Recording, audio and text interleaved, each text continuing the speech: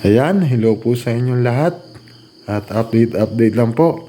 So, wala na akong update nung mga nakaraan. So, ito guys, ang ating huli ngayon sa ating night sport fishing.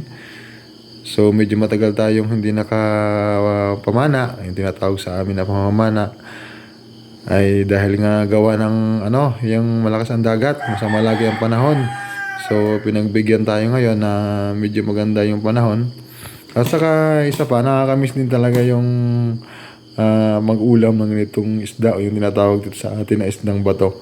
Ayun ko napapansin yung buhay pa nga. Buhay pa ito guys eh. Ayan, buhay pa. Nakagat nga ako niyang kanina. Saan ba yung kagat niya kanina? Ayan no. Nakagat ako kanina habang tinatanggal ko dun sa kanyang sa pana. So, ito ang ating huli ngayon.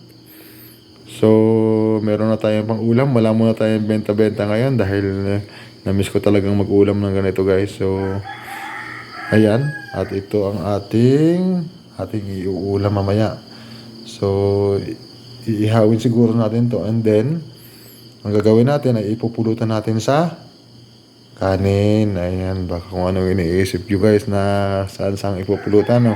Ipupulutan natin sa kanin na iuulam natin sa ating pagkain syempre. So ayan, ito muna ang ating update. So matagal tayong hindi nakapag-upload guys, no? Yan, maraming salamat po sa inyo and ingat po tayong lahat. Bye bye and I love you all po.